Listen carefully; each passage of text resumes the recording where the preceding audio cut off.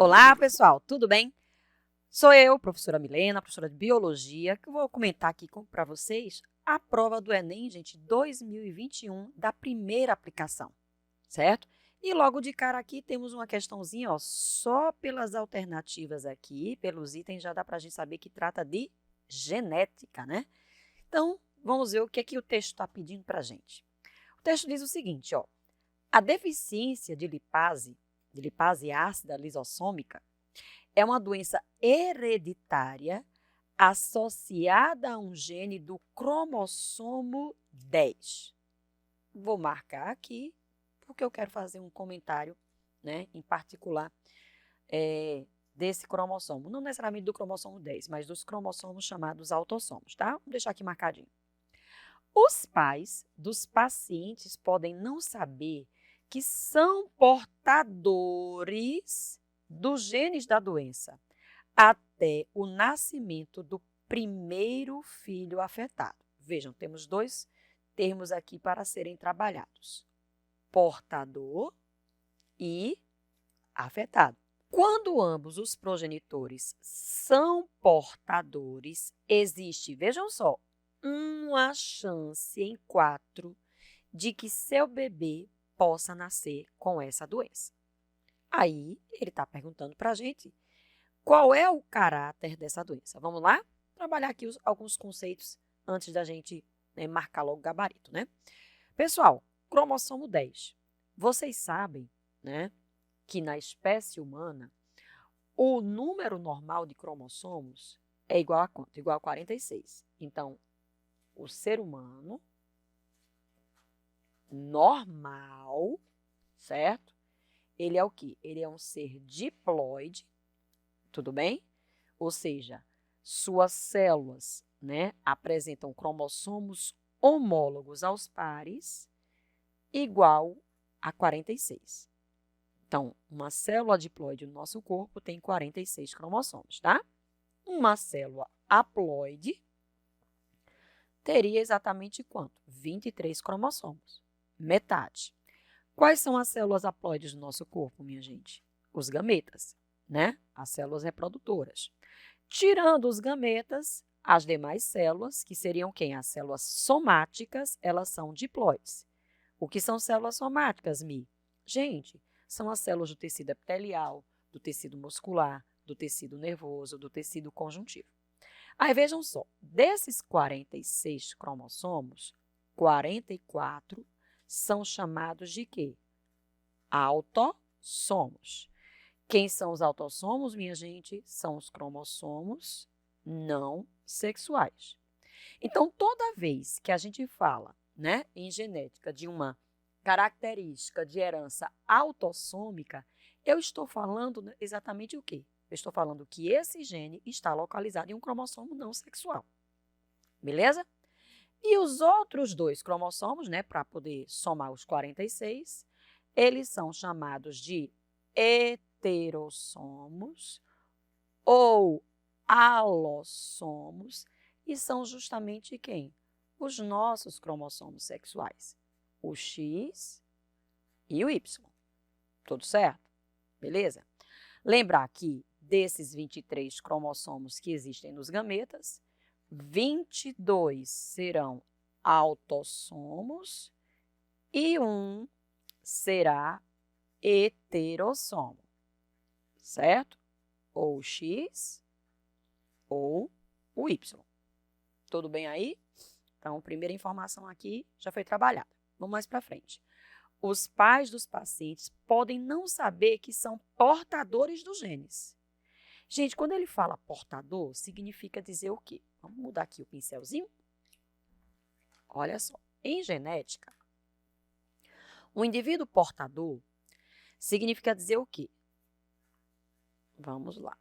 Significa dizer que esse indivíduo, ele porta o alelo para um determinado caráter, mas ele não tem a doença, ele não é afetado. Ou seja, o indivíduo portador seria um indivíduo heterozigoto. Tudo bem? E o afetado seria o quê? Seria o indivíduo que apresenta o caráter. certo? Normalmente, como a gente está falando de genética, o indivíduo afetado, pessoal, seria o quê? O indivíduo, vamos colocar aqui, doente. Milena, afetado é sempre doente? Não é sempre doente, pessoal, certo? É porque eu estou falando aqui da questão, né, dessa doença, mas ele pode estar trabalhando uma característica afetada que não necessariamente represente uma doença, ok? Como é que seria isso numa genealogia? Como é que ficaria essa situação numa genealogia? Vamos representar? Por exemplo, aqui, ó. O pai, né? E a mãe, né? Vocês lembram disso aqui, ó? Homem, mulher, e essa é a linha de casamento. E aí, eles têm uma criança. Vamos botar que seja uma menina. Não é obrigado ser menina, não. Poderia ser menino. Então, ele está dizendo que esse indivíduo aqui, ó, essa criança aqui, ela é afetada, certo? Então, ela tem a característica, né, que motivou o estudo dessa genealogia. Os pais não são afetados. Eles são o quê? Eles são portadores, né? O pai e a mãe são portadores do alelo que determina essa condição afetada. Gente, o que é que vocês estão vendo aqui nessa situação? Vocês estão vendo um casal de fenótipo igual, mas que tem uma criança com fenótipo diferente dos pais. Conclusão, gente. O diferente vai ser recessivo. Então, se ligue, ó. Casal igual, filho diferente, o diferente é recessivo. Vamos comprovar isso, ó. Vejam. A criança vai ser azinho. Automaticamente, os pais vão ser o quê? Dominantes. Para a criança sair azinho, ela deve ter herdado um azinho do pai, um azinho da mãe. Então, gente, o portador aqui, como eu disse aqui acima, ó, tá? Vai ser o indivíduo o quê? Heterozigoto. Tudo bem? Existem situações que pode ser o inverso, tá? Existem situações que a característica afetada ela pode ser dominante, tá? Por exemplo, tá? Uma segunda situação. Vamos colocar aqui caso 1, caso 2. Vamos botar aqui, ó. Os pais é que são afetados, certo? Mas tem a criança não afetada. A criança seria normal para um determinado caráter. Prof, dê exemplos. Por exemplo, aqui, ó. Isso aqui podia ser uma situação de quê? De albinismo. O afetado é albino. Esse aqui poderia ser um exemplo de quê? De polidactilia. Sabe aquele problema que a pessoa tem um dedinho a mais? Então, um indivíduo normal seria um indivíduo o quê? Recessivo. E os pais, né, que são afetados, ó, que têm a polidactilia, que seriam doentes, eles seriam o quê, minha gente? Heterozigotos. Tá certo? Tudo bem? Então, nesse caso aqui, o afetado é recessivo, tá vendo? Ó, nesse primeiro caso, o afetado é recessivo. Nesse segundo caso, o afetado é o quê? O afetado é dominante, tá?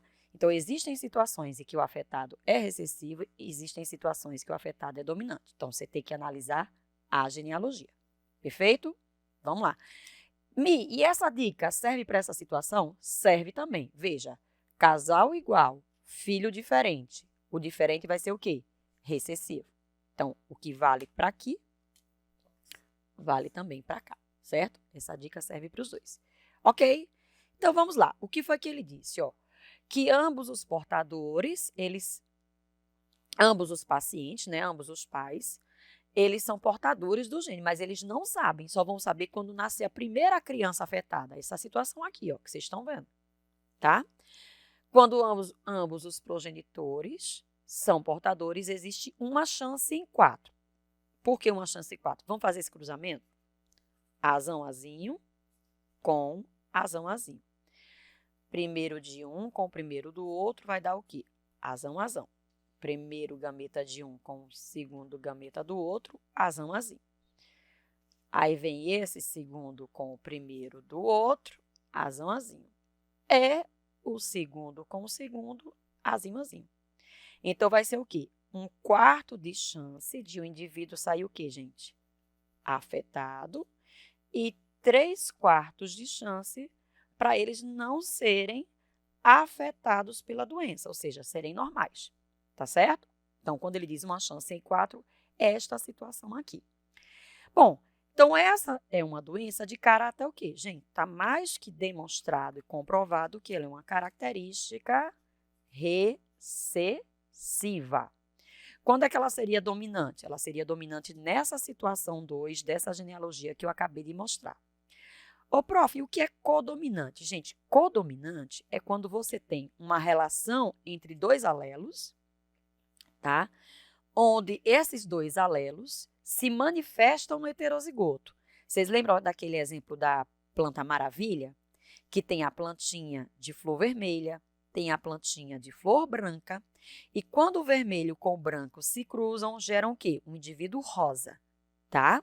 Então, a codominância é quando você tem 2 alelos, que quando se juntam, 2 alelos diferentes, que quando se juntam, exibem um fenótipo diferente, tá? Então, por exemplo, o vermelho, vou colocar aqui, ó, nesse cantinho, ó, de codominância. Então, se eu pegar uma plantinha de pétalas vermelhas, cruzar com a plantinha de pétalas brancas, vai sair o quê?